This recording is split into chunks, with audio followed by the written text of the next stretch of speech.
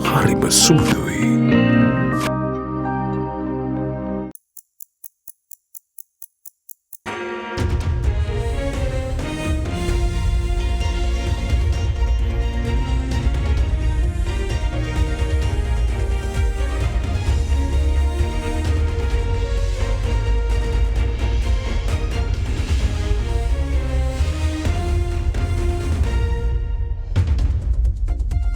Tonight on First at 9, this Friday, the 23rd of February 2024.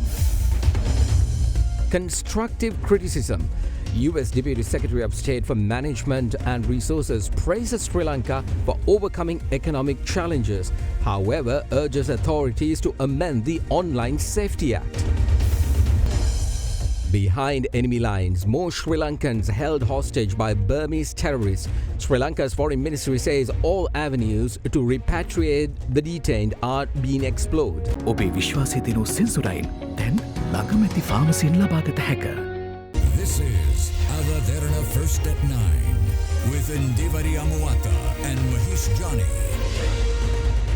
Live from Studio 24 in Colombo. And a warm welcome. You're joining us this Friday on First at 9, and we're here with a number of stories from across Sri Lanka and around the world, the very latest tonight as well. Good evening, Mahesh. Good evening, Indivri. Like you said, a lot of stories to bring to you tonight as there's a Poya Day. All of you are I hope that you're at home. But or many might be out of Colombo. Exactly. A long weekend because as well. It is a long weekend. But wherever you are, we know you'd be watching from home or on your mobile. And historic landing, a touchdown on the moon reported from the United States. This is an American company which made history by becoming the first commercial outfit to put a spacecraft on the moon. And again, the United States is concerned about Sri Lanka's online safety bill, continuing to raise concern about the threat to freedom of speech in Sri Lanka. Yes, indeed. So let's begin tonight's bulletin. Now, the United States assured the continuous assistance to Sri Lanka's economic prosperity at a time when the country is recovering from an economic crisis. This assurance was given to President Ranil Wickremesinghe and Minister of Foreign Affairs Ali Sabri at the United States Deputy Secretary of State for Management and Resources Richard Verma during his visit to Sri Lanka. During the meeting with the President, Verma also commended Sri Lanka's efforts to overcome economic challenges. Now, speaking further, Verma requested the Sri Lankan president to consider the concerns raised by industry stakeholders and amend the Online Safety Act. In a response, President Wickremesinghe said a new draft bill will be prepared and it will be amended the controversial act. Richard Verma's visit came almost a week after the arrival of U.S. Under-Secretary of State for Public Diplomacy Elizabeth Allen to Sri Lanka. The United States Deputy Secretary of State for Management and Resources Richard Verma arrived in Sri Lanka yesterday for a two-day official visit. During his visit, Richard Verma, who called on President Ranil Wickremesinghe at his office, commended efforts taken by the Sri Lankan government to turn the crisis-hit Sri Lankan economy around. President Wickremesinghe outlined the progress of the debt restructuring process, along with several key economic reform measures, including the agriculture modernization program. We are now completing our discussions with the IMF, and then we will come to the agreement with the Official Creditors Committee. Thereafter, to deal with the international sovereign bonds. With this, I hope also to get the conditions that we agreed to and put into Parliament in law. So no one can go out of it, can't move out unless they are willing to go to Parliament and move a amendment or a repeal. So this way we have to ensure that Sri Lanka doesn't go back into that situation. We were very pleased to see Parliament pass legislation like the Anti-Corruption Act to support implementation of the IMF program. We think that's very important. Very, very grateful for your leadership in participating in the Operation Prosperity Guardian, the efforts in the Red Sea. This afternoon, we're going to be going out to announce, subject to our approval of Congress, a fourth Coast Guard cutter that we will transfer that I think will give even more capabilities, and just, again, excited about the prospect of contributing to further ties, whether on maritime domain domain awareness, whether on counterterrorism training, on whatever area we can do together to strengthen the peace and security and stability of the Indian Ocean region. We are committed to freedom of navigation in the Indian Ocean. We can't allow anyone to be blocking or in any way obstructing the passage of ships in Indian Ocean, more particularly places like the Gulf or the Red Sea. Red Sea is the most important to us. So when it was announced, I thought, no, Sri Lanka should at least say, as far as Yemen is concerned, we have backed the stand of the Saudi government. So for us also, they are terrorist force. We certainly said we can't deal with Houthis at all. I think you've heard some of the concerns both from Ambassador Power and others about the Online Safety Act. But I know a lot of stakeholders in tech and civil society have offered some amendments on how to implement, and I just ask for your consideration of those viewpoints as you go forward. We have met with the Asian Internet Coalition and they've given a number of amendments which they agreed to with the minister. Minister in fact got cabinet permission, introduced the amendments at the committee stage. But then the Attorney General said these are far-reaching amendments which was not put before the court, and that therefore we should not have put forward the amendments, because the Constitution also says that any amendments you bring can't really differ from the judgment or determination that has been given by the Supreme Court, and it has to be in conformity with. So we've asked him to bring now a new amendment act, and the details have been given. So let them do the draft. Then there'll be a committee of 3-4 hours to go into it. They can also talk with the Internet Coalition. After that, we'll present it to Cabinet. Meanwhile, US Deputy Secretary of State for Management and Resources Richard Verma called on Foreign Minister Ali Sabri at his ministry premises in Colombo. Sri Lankan Foreign Minister Sabri briefed the US Deputy Secretary of State on Sri Lanka's priorities as chair of the Indian Ocean Rim Association and the opportunities to foster collaboration in the blue economy and maritime security in the region to promote freedom of navigation for all and facilitate trade and commerce. According to the Foreign Minister, also apprised Deputy Secretary of State R. Verma of the government's efforts to further strengthen governance, democracy and the rule of law, as well as efforts to combat corruption. While noting the encouraging progress in Sri Lanka following the economic downturn in the last 2 years, US Deputy Secretary of State Richard Verma assured continuous US assistance to the country towards achieving economic prosperity. As Sri Lanka aims to address the macroeconomic root causes which led to a full-blown economic crisis, State Minister of Foreign Affairs Taraka Balasurya says that Sri Lanka must reduce its dollar dependency and highlighted the importance of India's UPI system recently implemented to achieve that end. Speaking to WION, the State Minister made a few comments on Sri Lanka's bilateral relations amid geopolitical tensions, while drawing special attention to Sri Lanka's deep civilizational ties with neighbouring India. Taraka Balasurya further said Sri Lanka has no international political ambitions and added that the nation's goal is to ensure that the benefit of international trade is passed down to the people.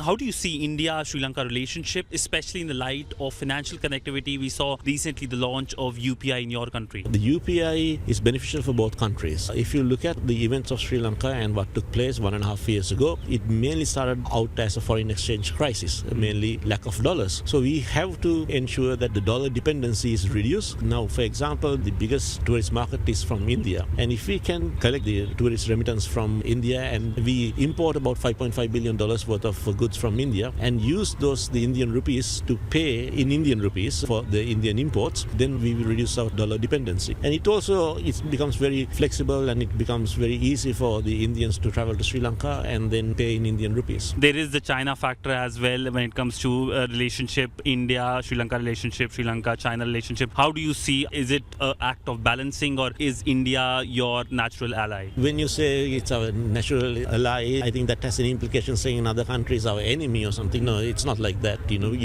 Both countries are friends, but in India's case, it's a civilizational link. It is a much stronger big brother, small brother relationship with India and Sri Lanka. China is an important trading partner, but so are other countries. If you look at most of our exports, they go to Europe and they go to the United States. They are also very important trading partners. And I think if you look at the quantum of volume of trade which India does with China, ours is minuscule. Sri Lanka is a small country. We don't have huge international political ambitions. What we want to do is trade with all countries and ensure that people of Sri Lanka will benefit. Indiviri, this story is actually very concerning and horrifying as well at the same time. Now, Sri Lankans detained in a terrorist camp in Mayawadi in Myanmar confirmed that another Sri Lankan was brought to the camp as a cyber slave. However, they said that the recently captured Sri Lankan was later transported by the Burmese terrorists to another camp. Further, they also confirmed that more Sri Lankans are expected to be brought into the terrorist camp within the next few weeks. Against this backdrop, the Ministry of Foreign Affairs in a statement mentioned that the ministry, in coordination with the Sri Lankan embassy in Myanmar, continues to make every effort to rescue and repatriate the Sri Lankan nationals who have become victims of human trafficking and are currently trapped in Myanmar. In December last year, it was reported that 56 Sri Lankan nationals were being held in a terrorist camp in Mayawadi in Myanmar after falling prey to a human trafficking racket operated by an organization posing as an agency providing foreign employment opportunities to young Sri Lankans. The Sri Lankans detained in the terrorist camp are reported to be working as cyber slaves. To save the lives of the 56 Sri Lankans who are currently detained by Burmese terrorists, Minister of Foreign Affairs Ali Sabri contacted the Deputy Prime Minister and Minister of Foreign Affairs of Myanmar and sought the assistance and urgent intervention of the Burmese government to ensure the release of all Sri Lankans immediately. The Foreign Minister also requested his Burmese counterpart to make every possible effort to ensure the safety and well-being of the Sri Lankan nationals who are being held hostage. As tripartite negotiations between the Sri Lankan embassy in Myanmar, the Burmese government and the Burmese terrorist faction proceed, another Sri Lankan national was recently captured by the terrorists and brought to the camp in Mayawadi. This was confirmed to Derana by a Sri Lankan in terrorist captivity at the Mayawadi camp. අපි Myanmar වලින් කතා කරන්නේ අද මෙහෙට ලංකාවේ තවත් එක්කෙනෙක් ආවා. එයා කියන විදිහට ලබන සතිය විතර ඉඳන් තවත් කට්ටිය මෙහාට එන්න ඉන්නවා. ඔක්කොම 15 දෙනෙක්. හෙට අනිද්දා ඕ 3 දෙනෙක් එන්න ඉන්නවා ගෑනු ළමයි දෙන්නෙකුයි පිරිමි ළමයෙකුයි. අද රැයට තව 3 දෙනෙක් නගිනවා කියලා අපිට ආරංචියක් ආවා. අපි ඒ ගැන දැනුවත් කරා. නමුත් එම්බසියෙන් කියනවා කරන්න දෙයක් නැහැ කියලා. තවත් මෙතන කට්ටිය වැඩි වුණොත් මේ ප්‍රශ්නේ තවත් වැඩි වෙනවා. අපි ඉල්ලා හිටිනවා මේක කොහොම හරි නවත්තන්න කියලා. It was reported that the Sri Lankan who was recently transported to the camp has been trafficked into Myanmar via an agent in Dubai who promised to provide foreign employment to the Sri Lankan. However, the Sri Lankans at the terrorist camp told Derana that the recently captured Sri Lankan was later transferred to another camp. මං ඉන්න තැනින් ඉඳලා මා location change කරන්න යනවා. මේකට පුළුවන් නම් විසඳුමක් දෙන්න. ඊයාපු ළමයා ඩේටන් ජොබ් එකකට කියලා තමයි අවිලා තියෙන්නේ. මෙතෙන් දෙනකන් එයා දන්නේ නැහැ. මොකද එයා මුස්ලිම් ජාතිකයෙක්. එයා කියපු විදිහට එයා සිංහල ප්‍රවෘත්ති අහන්නේ නැහැ. ඒතකොට එයා ඒක නිසා මේ ගැන දැනුමක් නැහැ. Against this backdrop, the Ministry of Foreign Affairs issued a statement stating that the ministry, in coordination with the Embassy of Sri Lanka and Myanmar, continues to make every effort to rescue and repatriate the Sri Lankan nationals who have become victims of human trafficking and are trapped in Myanmar. The ministry said the officials are in close coordination with the Sri Lankan missions based in the neighbouring countries in Southeast Asia and international organisations to ensure the well-being and safe repatriation of the Sri Lankans at the earliest possible instance. Further, the statement noted that the ministry is also exploring the possibility of working with other countries whose citizens have also been affected. In the aftermath of the economic crisis, Sri Lanka's power and energy sector went through a series of reforms aimed at addressing several structural inefficiencies. As reforms progressed on one end, Sri Lanka also saw a sharp increase in tariff hikes as well, pushing households and businesses island-wide into precarious positions. Now, according to the Parliament's Sectoral Oversight Committee on alleviating the impact of the economic crisis, around 250,000 factories have closed down last year due to electricity tariff hikes, with 14,000 of them closing down permanently. Officials of the Ministry of Finance, the Ministry of Industries, the Public Utilities Commission, the Ceylon Electricity Board, the Central Bank of Sri Lanka and the Department of Census and Statistics were summoned yesterday to the Parliament Sectoral Oversight Committee on alleviating the impact of the economic crisis. During the meeting, it was revealed that as at the 31st of December 2023, 1,069,000 power interruptions have occurred as a result of the electricity tariff hikes. According to the chairman of the Sectoral Oversight Committee, Gamini Valebuda, 250,000 factories have closed down last year due to the electricity tariff hikes, with 14,000 of them being permanent closures. He went on to say that 50,000 factories which temporarily suspended operations are yet to decide whether to restart their operations or not. Two individuals suspected to have been involved in the attempted murder of a man in Lellama in the Modara area were taken into police custody. Now, early on the 16th of this month, two unidentified assailants arrived on a motorbike and opened fire at a man in Lillama, Modra. While the two assailants who opened fire still remain unidentified, the police claim that the recently arrested suspects were taken into police custody for allegedly aiding and abetting the crime. Now, with that, let's take a look at more local stories in brief. The Mattegoda police confirmed that an individual suspected to be involved in the shooting incident at a residence in Kadana has been taken into police custody. The shooting was suspected to be orchestrated by an organised criminal infamous under the alias of Ganemulla Sanjeeva. It is reported that the recently arrested suspect is a 40-year-old resident of the Suriyad area who operates under the alias of Kottave Sudda. He is suspected to be the motorcyclist who drove the assailant to the scene of the crime. According to sources, the assailant who opened fire at the residence in Kadana has fled the country. Wildlife officials of Anuradhapura managed to rescue an elephant and its calf trapped within a well in Mahaman, Kandawala. The elephant and its calf were rescued yesterday. In the meantime, nearly 10,000 dead fish were seen floating in a canal in front of the Makumura temple. Investigations are being carried out by the Homagama police to identify the cause of death of the fish. Parliamentarian of the National People's Power, Dr. Harini Amarasuriya, says leaders of the country must be aware that the people of Sri Lanka cannot be misled anymore. In the meantime, Chairman of the Samagi Jana Balawegaya, Field Marshal Sarath Fonseca, expressed his thoughts on the Samagi Jana Balawegaya internal conflict, which he alleges was artificially created. He went on to say that he will not, under any circumstance, work with the Rajapaksas of the SLPP. With that, here's a look at some views expressed at the political stage. System change කියන්නේ ගෙවල් පුච්චන එක නෙවෙයි මොන මෝඩ ක්‍රියාවක්ද ඒ පුච්චන කපන කොටන මරණ විනාශ කරන ඒකට අපි විරුද්ධයි අපි කරන්න ඕන ගොඩනගන එක මේ වසර අවසානයේ පැවැත්වෙන තීරණාත්මක අවස්ථාවේදී රටේ ජනතාව මම සහ මගේ කණ්ඩායම කෙරෙහි විශ්වාසයක් තැබුවොත් හොඳට මතක තියාගන්න මේ රට මුහුණ පාලා තිබෙන රුපියල් හිඟතාවයටත් ඩොලර් හිඟතාවයටත් විසඳුම් හොයන්නට අපි ළඟ වැඩපිළිවෙලක් තිබෙනවා කියන එක මම මේ අවස්ථාවේ ඔබට කියන්න කැමතියි මම දකිනවා සමහර දේශපාලකයෝ පාසලට ගිහිල්ලා කතා කරන්නේ දේශපාලනේ බෝඩ් එකක් දෙනවා දේශපාලනේ කතා කරනවා එහෙම කතා කරලා මිනිස්සු රට්ටන්නත් බැරි බව තාම ඒගොල්ලන්ට තේරෙන්නේ නැහැ. දැන් මට තිබුණනේ මේ සම්පත්තික ඔක්කොම ගිහලා කොළඹ දිස්ත්‍රික්කේ නේද? මම නියෝජන කරන ප්‍රදේශයට දෙන්න. ඇයි මම මෙහෙට ආවේ? එහෙම බලාපොරොත්තු වෙන්නේ නැහැ කිසිසේත්. දැන් සමහර රටට ඇවිල්ලා කියන්නේ බලන්නකෝ. අවුරුදු 70ක් මේගොල්ලෝ කෑවා මේක. අපි නම් කාලා නැහැ.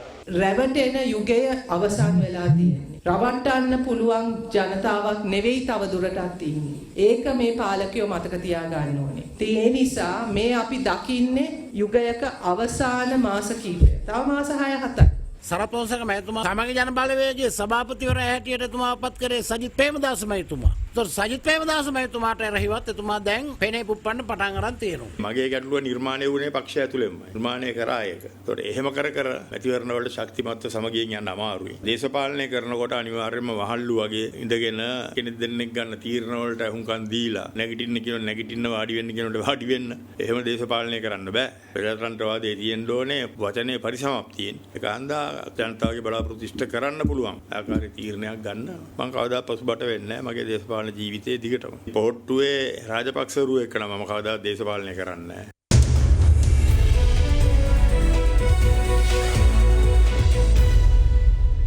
Welcome back everyone. Business news now. State Minister of Tourism Derana English claims that Sri Lanka has to develop better facilities to entice high-spending tourists to visit Sri Lanka.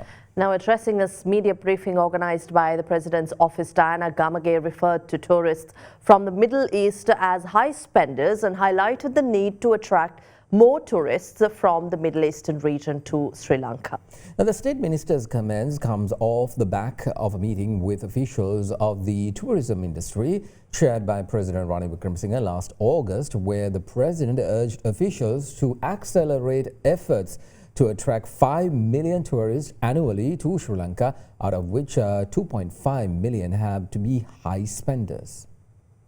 When we look at the tourists, we can't help but think that these are not really big spending tourists, but backpacker tourists or thrifty tourists. Do you believe that we have big spending tourists coming to Sri Lanka? You're right when you say backpackers and not high spending tourists. Now, high spending tourists come here looking for the high spending money facilities. We have to look into see whether we have facilities, can we provide for these high spenders? But there are quite a lot of hotels which very high and give the facilities at the moment, a very few. What I have been planning is we have never touched the Middle East, which are the high spenders. Also, when it comes to India, there are very high spending tourists in India as well. But very unfortunately, there are areas that can be like, for an instance, I'm talking about Mana, Kalpiti area. We have got so much of land which is under the tourist board, but nothing has happened. We've had a plan and it has stopped for some reason somewhere. I'm still looking into it. Where did it stop? Why has it stopped? Because this area can be developed into an entertainment zone itself, because there's so many things in that area that we can improve and do things. So likewise, there are so many other areas in the country as well which we can do things. We have to be able to cater for the high spenders, because nobody wants to come here and spend. And I have to say, there are lots of people who wants to come to Sri Lanka, high spenders. But I think we have to give them the facilities as well, which we are planning in near future. We are in discussion with this. We have to attract the high spenders, definitely. Well, Sri Lanka's tea production was up 14% to 18.73 million kilograms in January 2024, with high-grown tea production falling while low and mid-grown production rising. Now, high-grown tea in January of 2024 was 3.56 million kilograms, down from 3.63 million kilos in January of 2023. Meanwhile, medium-grown tea during January of 2024 was 2.6 million kilograms, up from 2.5 million kilograms during the same period last year.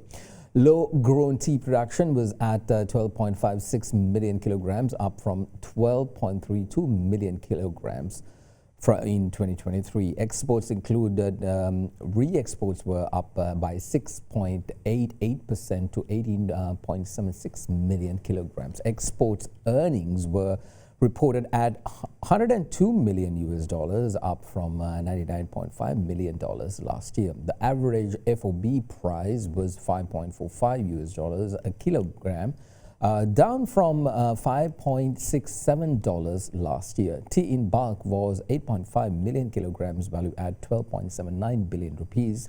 Tea in packets was 7.8 million kilograms, valued at 13.1 billion rupees, and tea in bags was 1.8 million kilos, valued at 5.06 billion rupees. Now, the top buyer was Iraq with 2.5 million kilos, up from 2.1 million last year, followed by the UAE with 1.99 kilos, up from 1.86 million in the previous year.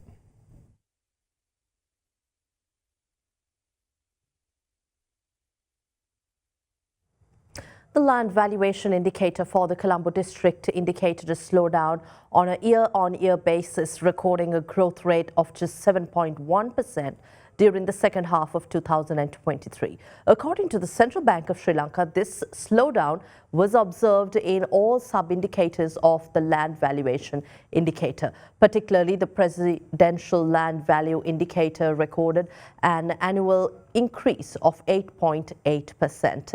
The commercial and industrial land value indicators, meanwhile, recorded annual increases of 6.7% and 5.9% respectively. The land valuation indicator depicted a deceleration on a semi-annual basis as well, registering a moderate growth of 2.1% during the second half of 2023 compared to the first half of the same year. The semi-annual deceleration in the first half of 2023 was largely attributable to the slower increase in industrial land value indicator, followed by the commercial and residential counterparts respectively during the same period.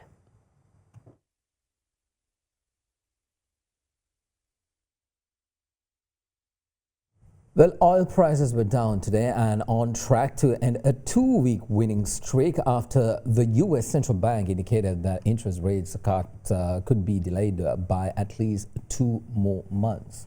And Brent crude futures dipped 94 cents to settle at $83.73 a barrel. U.S. West Texas Intermediate crude futures dropped 1.3% and ended at $77.62 a barrel. Both benchmarks are on track to end the week lower after 2 straight weeks of gains, but indications of healthy fuel demand and supply concerns could revive prices in the coming days, with physical oil prices robust.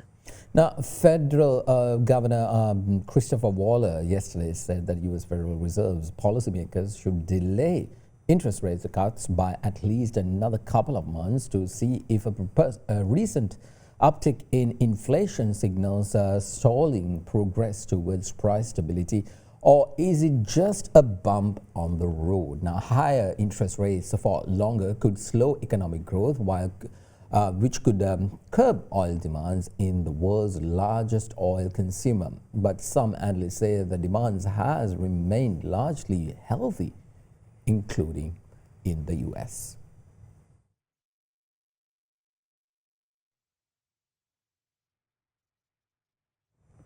Global markets took a breather today with stocks steady near their record highs reached yesterday, powered by key benchmarks across the world to new peaks.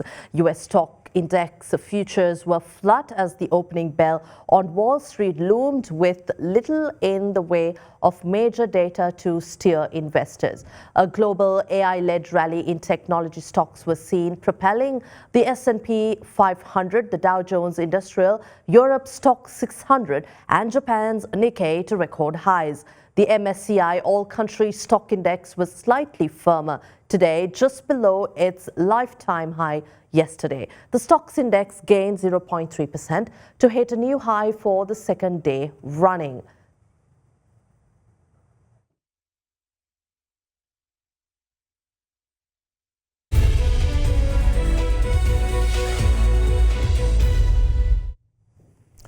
Insurance solutions provider Allianz Insurance Lanka Limited announced the appointment of a new chief executive officer. In other corporate development, pioneer in air quality management, Love's Eco Sri Lanka recently opened the Kirulapana Vehicle Emission Testing Centre equipped with cutting-edge technology. With that, let's take a look at the corporate news segment for the day. Allianz Insurance Lanka Limited announced the appointment of Prashant Grover as Chief Executive Officer with effect from the 1st of February 2024. He is also set to assume duty as Country Manager for Allianz Lanka, covering both Allianz Insurance Lanka Limited and Allianz Life Insurance Lanka Limited, while serving as the Principal Officer of Allianz Insurance Lanka. Prashant brings to his new appointment more than 2 decades of experience from the financial services and insurance sectors, navigating diverse markets across the world. Love's Eco Sri Limited, a subsidiary of Love's Holdings, recently announced the grand opening of its latest venture, the Kirulapana Vehicle Emission Testing Centre. The Kirulapana VET Centre is equipped with cutting-edge technology and upgraded testing techniques, setting a new standard in vehicle emission testing across Sri Lanka. From automated vehicle number capturing to a paperless testing process, the centre promises a smooth experience for motorists while prioritising sustainability and efficiency. In other corporate news, UBT Campus announced the grand opening of its Colombo head office. The UBT campus's Colombo head office is poised to become a hub of educational excellence, offering a wide array of programs in collaboration with esteemed institutions such as the Cyberjaya University in Malaysia and several UK universities. UBT campus aims to foster a community where every student is equipped to succeed, contribute and make a difference globally.